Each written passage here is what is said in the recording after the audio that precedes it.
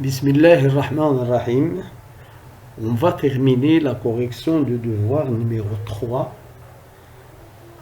Dans cette partie, on va voir le dipôle RL.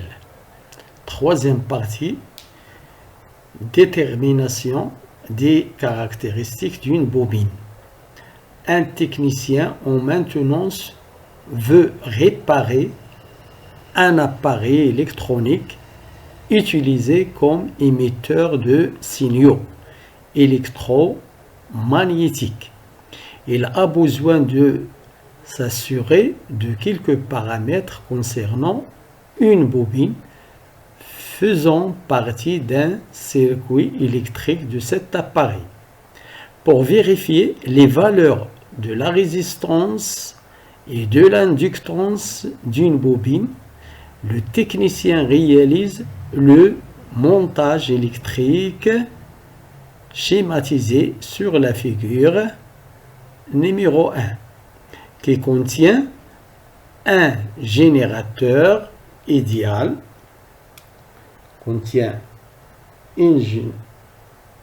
générateur idéal, voilà, générateur idéal de force électromotrice E égale 12 volts, un condensateur un conducteur ohmique de résistance R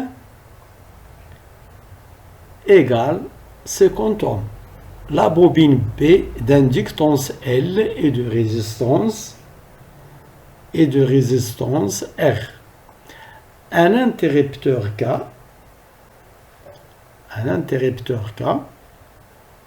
à un instant t égale à 0 choisi comme origine des dates. Le technicien ferme l'interrupteur K,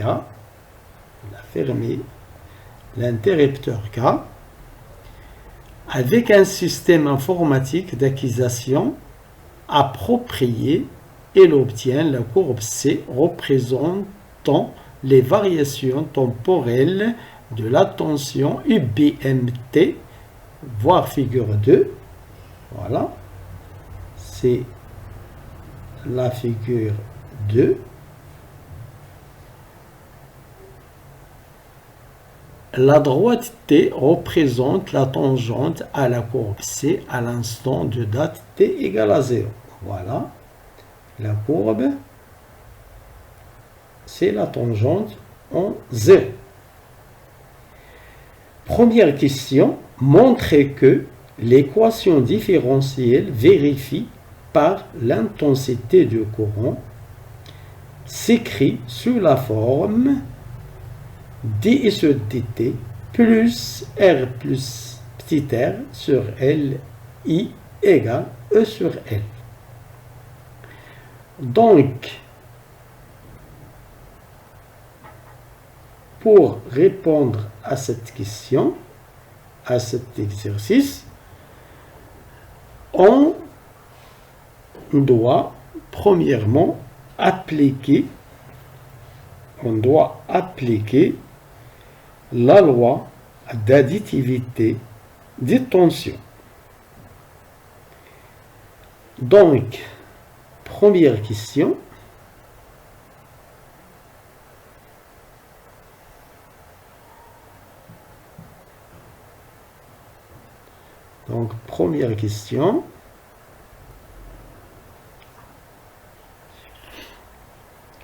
Donc, on applique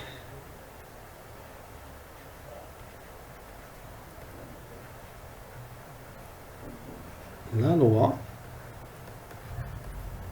d'additivité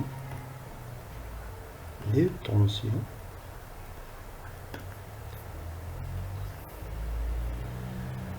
et aussi la loi d'Ohm. Donc, pour le circuit, il y a R et P qui est la résistance, qui est la bobine avec une petite résistance interne R petit r. Donc, on a I de la résistance, UL, plus de la bobine, UL, plus UR égale E. On sait que UL s'écrit LDI sur DT plus RI. On sait que UR aussi s'écrit R petit e. Donc, on remplace ça dans cette équation. LDI sur DT plus RI plus grand RI égale E. LDI sur DT plus R plus petit r I égale E. On divise par L, on trouve DI sur DT plus R plus petit r sur L I E sur L. Voilà notre équation demandée. Donc, l'équation demandée, c'est bien ça. Donc, on passe à la deuxième question. En utilisant cette équation différentielle, trouvez l'expression de IP, l'intensité du courant en régime permanent, en fonction de E, R, grand R, et petit r. Donc, pourquoi nous a dit d'utiliser l'équation différentielle? Vous voyez, l'équation différentielle s'écrit. Voilà, l'équation différentielle s'écrit DI sur DT plus R plus petit r sur LI égale E sur L. Donc, deuxièmement, au régime permanent, le régime permanent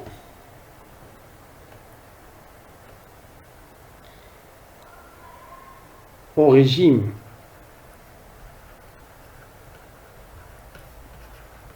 permanent,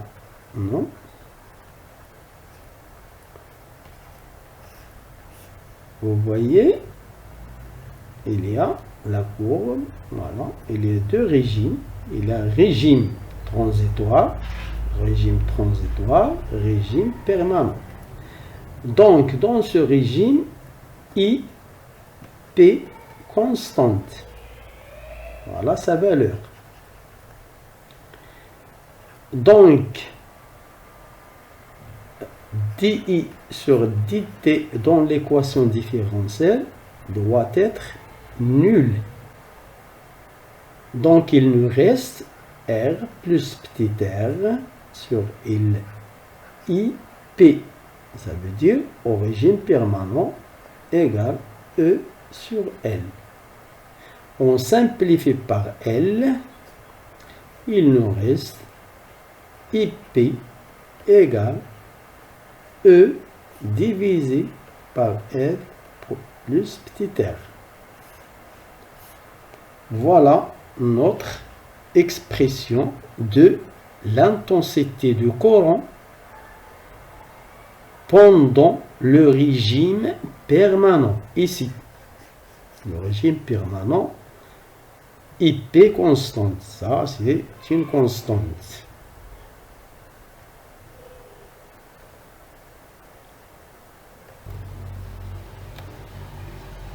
Troisième question. En exploitant la courbe C a montré que IP égale 0,2 ampères. Donc la courbe de la figure 2, la courbe C, cette courbe, on va par exemple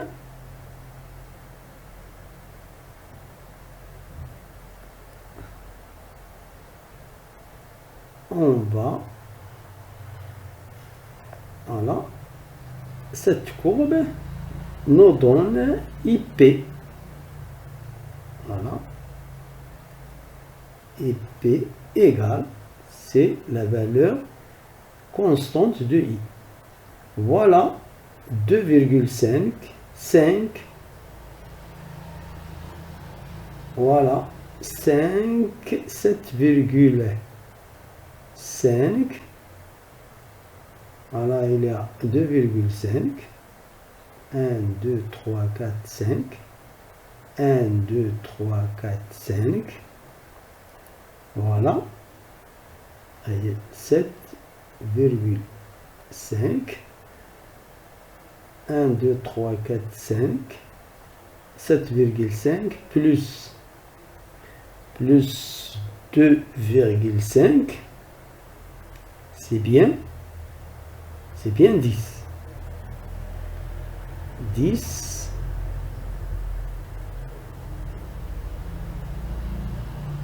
Pardon. Ici, on calcule IBM. Pardon,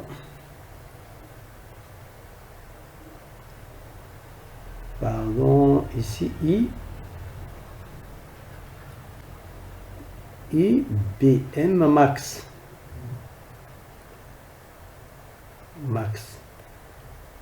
Volt. Voilà pour trouver IP, il suffit de diviser par R. Voilà.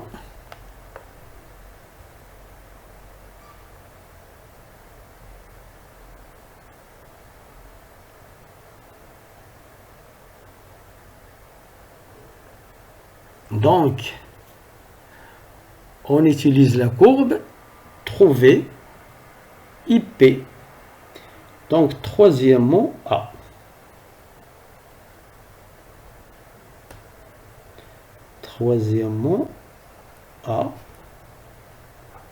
On cherche IP en utilisant la courbe.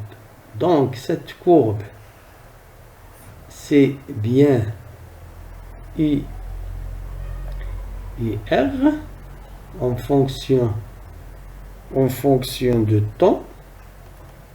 Donc c'est bien ça, donc c'est le régime permanent. Donc on a R max. Voilà, c'est le régime permanent, régime transitoire. Donc ici il y a IP. Dans IP. Donc pour calculer IP, on va chercher la relation. On sait par la loi d'Ohm, R égale R est égal RIP.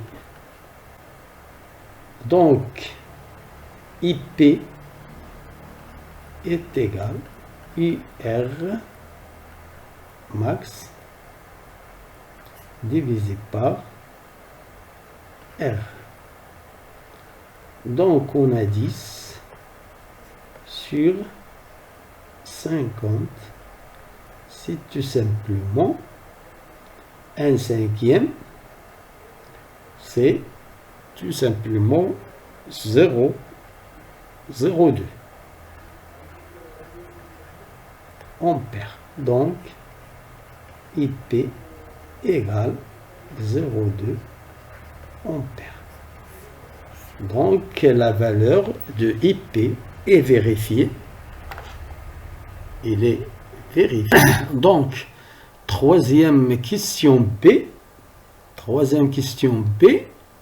il nous demande de déterminer la valeur de la résistance de la bobine petit r et vérifier que la valeur du coefficient d'inductance de la bobine est L égale 0,12 henry.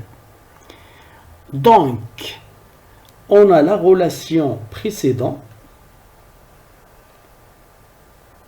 Voilà, la relation précédente. On a trouvé,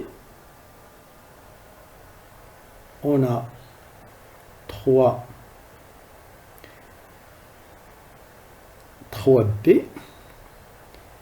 Donc, on a la relation IP égale E divisé par R plus petit r. Donc, on a IP multiplié par petit r égale à E. On divise par IP. E sur IP.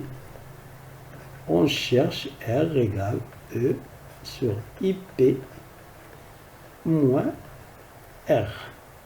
Application numérique. R égale 12 divisé par IP 0,2 moins 50. Donc ça c'est 120 sur 2 moins 50. C'est tout simplement 60 moins 50. Donc petit r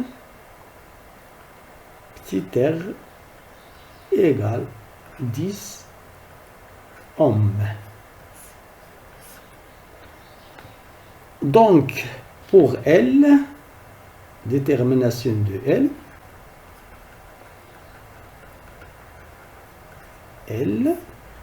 Donc pour déterminer L, on sait que L est dans la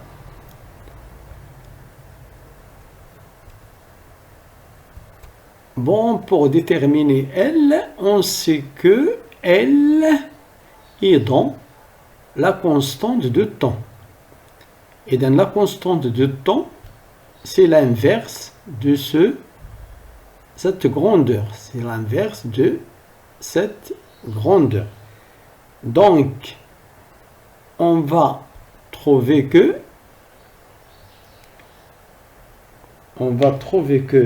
L taux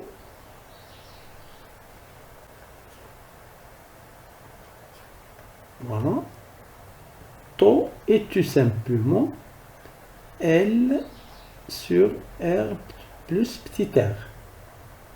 Donc, pour déterminer taux, on va la déterminer d'après le graphe. Donc, on va projeter l'intersection de l'asymptote avec la tangente sur l'axe des taux. Par exemple, voilà, l'axe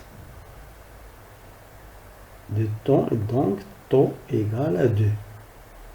Donc, on a trouvé taux. Donc, on va chercher L.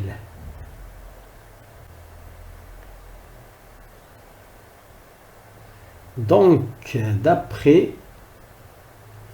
taux égale L sur R plus petit r. Donc, L est tout simplement taux multiplié par R plus petit r.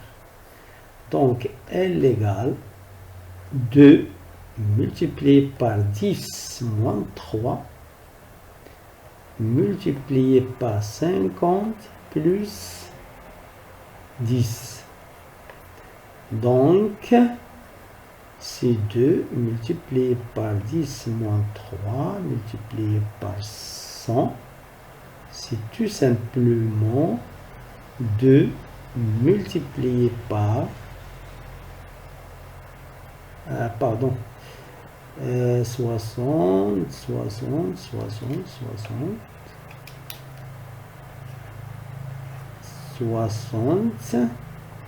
Donc c'est 2 fois 60 fois 10 à la puissance moins 3. C'est tout simplement 120 multiplié par 10 moins 3. C'est divisé par 1000. C'est 12 Henry. Donc L est 12 Henry. Donc c'est bien la valeur qu'on a donnée pour la vérification. Donc pour la quatrième question, trouvez la valeur de l'énergie magnétique OM emmagasinée dans la bobine à l'instant T égale taux. Donc il faut utiliser ce graphe. Donc vous voyez taux égale 2 millisecondes. On va projeter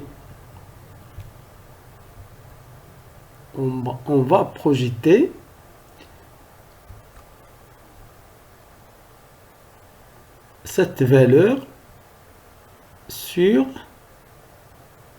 le graphe. Voilà. Puis on le projette sur l'axe des tensions. Donc nous avons 5,5, 6. Donc cette valeur est égale à 6 volts. Voilà. 6 volts. Donc on sait la valeur IR égale 6 volts qui correspond à la valeur de taux. Donc quatrièmement,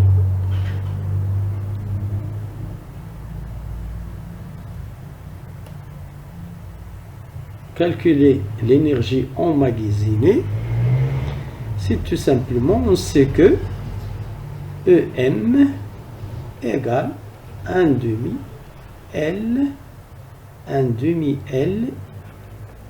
I carré. Donc je dois chercher I. On a dit à cet instant, à T égale à taux, on a IR égale 6 volts.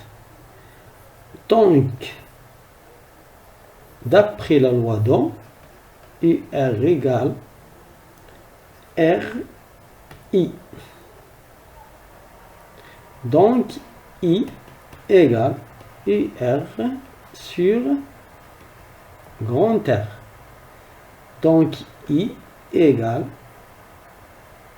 6 volts divisé par 50 qui est égal 0,12 ampères. Donc on va la remplacer, dans EM égale OM égale 1/2 multiplié par 0,12 l'inductance multiplié par 0,12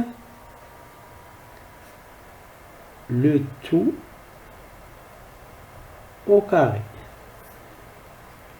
Donc EM est tout simplement 1/2 0,12 à la puissance 3. Elle va nous donner une valeur de 8,64.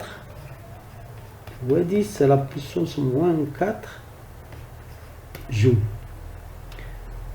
Voilà la valeur de EM. Donc avec ça, on a terminé pour la physique.